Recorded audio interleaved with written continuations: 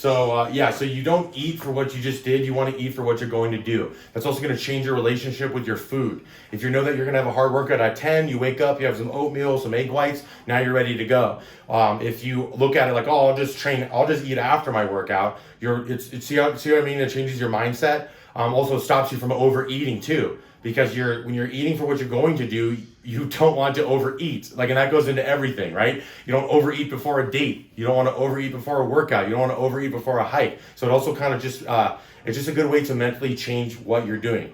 You obviously need protein after a workout and all that other stuff. But if you're eating a lot of protein before a workout, guess what it does? It's the same thing.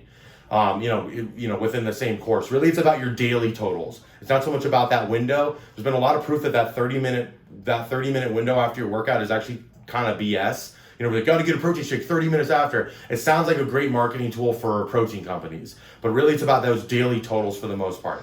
There's really not, that window has been investigated and there's not a lot of truth to that. So, but if you're Metrex, or Muscle Tech or one of those big companies, protein companies, it sounds really good, right? The other thing is fruit, and we'll wrap it up with fruit today. Before we talk about cardio, is fruit is not bad. Okay, fruit isn't bad for you. It's got antioxidants. Fructose doesn't spike your insulin the way that a lot of other sugars do, but at the same time it's still sugar. Same thing with dairy. Dairy has lactose. It's still sugar. Sugar is highly inflammatory and it doesn't have a lot of great benefits in the body. If you're gonna eat sugar on the keto diet, I would do strictly strawberries and blueberries. So it's not only because of it's not all about sugar content, it's also about their GI, the glycemic index. Something that's low glycemic index isn't going to jack up your insulin levels.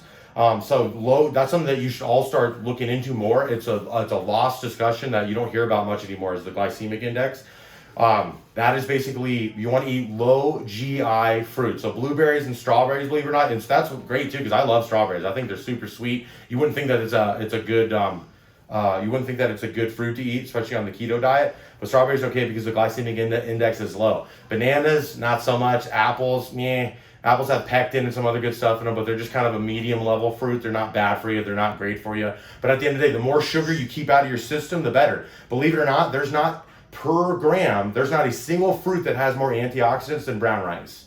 All right. A long time ago, I met a biologist who was getting death threats from the Dole company, the giant big banana company that's in the Central America and stuff, because he testified to Congress that the human diet does not need sugar at all. You could go your whole life, does not need fruit at all. You could go your entire life and not eat one piece of fruit and live completely healthy, but you'd have to find those other replacement foods with high amounts of antioxidants and things like that and vitamins, which is replaceable. So like I said, I'm not saying don't eat fruit, but fruit should be always in moderation. You should have less than one piece a day, in my opinion. And then with dairy, same thing.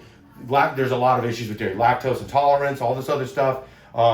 So dairy, just keep minimal. If you're on the keto diet, you can have a little cheese, you can have a little heavy cream, things like that. But dairy is going to be, almond milk is going to be the way to go. Now we have so many substitutes for dairy. We live in a world now where literally must have just robot cows going around, because there's so many ways to substitute dairy now. So just keep it limited. Some people can drink a whole milk until they're 50 years old and not have a problem. If I do it, you do not want to be anywhere near me for the next 10 minutes.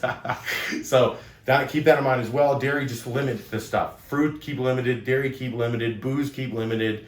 And then everything else is good.